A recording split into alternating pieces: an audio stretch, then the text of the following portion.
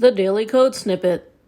The media attribute specifies a condition used to evaluate whether the source element fits the scenario. If the media attribute is determined to be false, it is skipped and the browser moves on to the next element. In our code example, we see that picture is a traditional element with an opening tag and a closing tag. However, source and image are both empty elements and have only opening tags. The source element has two different attributes. It has the srcset attribute and the media attribute. The srcset attribute tells the browser where to find the image, and the media attribute tells the browser what are the conditions to display this image. The image element also displays a source attribute, which tells the browser where to find the image, and also has the alt text that should accompany the image, as well as the title. So in this example, if the media screen has a minimum width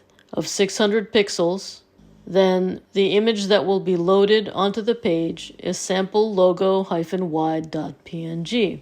However, if the screen has a width that is less than 600 pixels, then the browser will load sample logo-narrow.png.